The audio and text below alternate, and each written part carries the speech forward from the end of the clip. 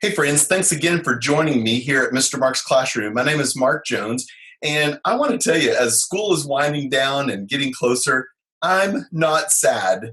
Like, there's so much that has to happen at the end of school. So many things. Parents are coming and going and coming and going to so many awards assemblies, games. I mean, gobs of stuff that really are happening right now. And I want to give you a little update because many of you know that I push for Bible drill here at our church. It's our children's discipleship, and that is that boys and girls get their Bible skills and they're able to find the book in the Bible in 10 seconds, be able to name the book before it, the book, and the book after it. And I know that we're equipping them for what they're going to need later. So the difference in Bible study and discipleship is both of them have Bible study, but discipleship is when you're accountable for something, that you have learned something, you've processed it, you've used it, and now you've been discipled by that. So children's discipleship is that they get their Bible skills, that they have learned some memory verses, and we work on 25 verses through the school year. And then we also have key passages. So if I say, look up the Sermon on the Mount, and they have 10 seconds to find Matthew 5 and 6, and knowing where that's at, or the 10 Commandments, or one of the Psalms. I mean, whatever it is that we're working on, that they're learning that. Those are good Bible skills. How to pronounce Bible names. Those are all things that we can do in small group Bible study to keep reinforcing those Bible skills. So whatever it is that you use, I want you to be able to drill down on that and be able to see kids get the Bible skills that they need. Now, as we come to the end of the year, we always have a great time of testing, which means that we have the Bible drill.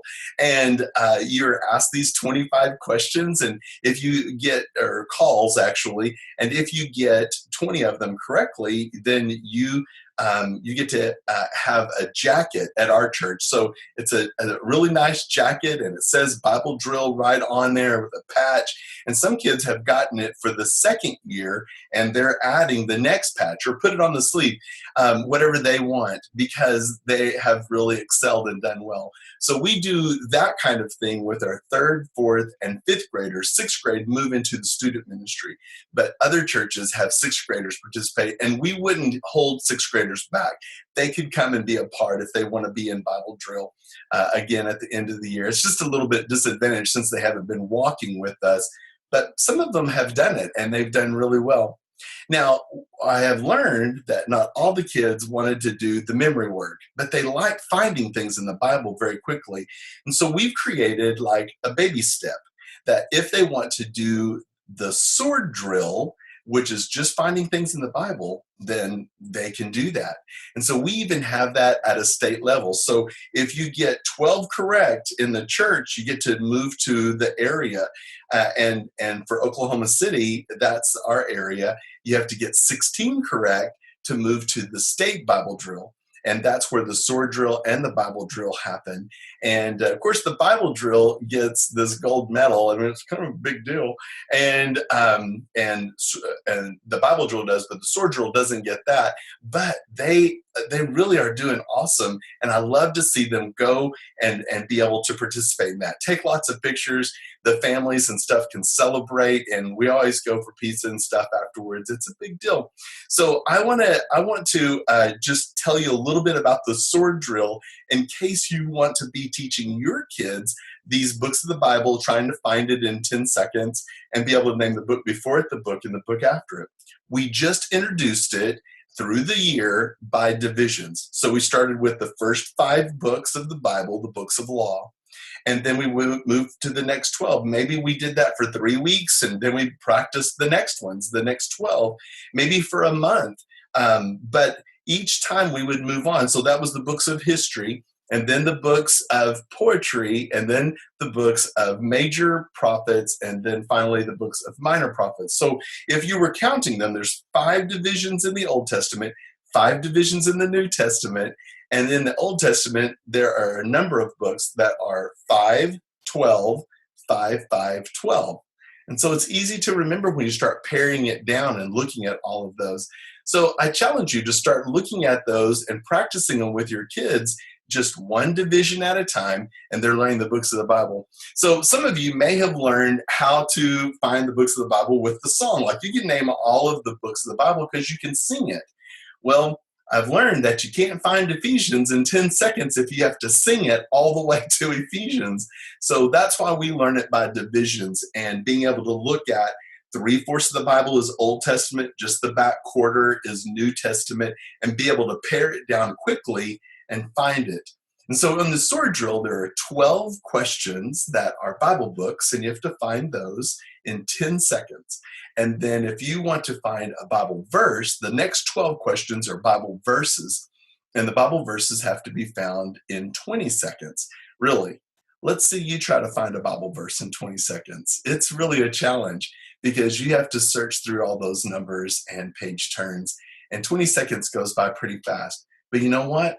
Our kids have done great. And if they weren't working on the memory verses, they were working on this, and they can still be excelling and being a winner on this whole thing. And that's why we do it. And we want our kids to really like that they've got Bible skills and they can use it. You know what?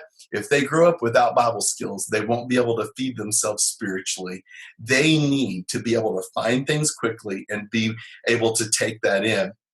And when they are equipped and they move into the student ministry, when they move into adult ministry, they can use their Bibles. They'll bring them. They won't just use it on their phone. And we want them to be equipped because discipleship takes a whole different avenue when you get to be a little older. And when you have your Bible skills, you're ready for that. So this is our job. This is what we have to get done. You can see all the different Bible skill games that I have, the books filled with games and stuff that you can see on Mr. Mark's Classroom. And it might be that your teachers just need these ideas in order to start putting them in their classrooms and using them. We have blue tubs in our classrooms that you can actually make a game and start putting it in there. And they're all teacher-made games. And they use them for early arrivers, for their regular group times. They're ready to use them. So work on Bible skills. They need that.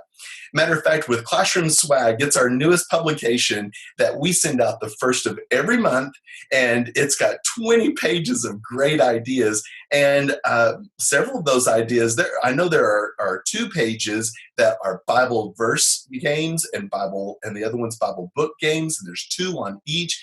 I think you're going to love what you see in Classroom Swag. So on the sidebar here at Mr. Mark's Classroom, just click on the Classroom Swag and go print off the free sample. I think you're going to like it and enjoy having that, and make all the copies you want for your workers. They can put them in notebooks and start saving them because it's a resource they'll use over and over.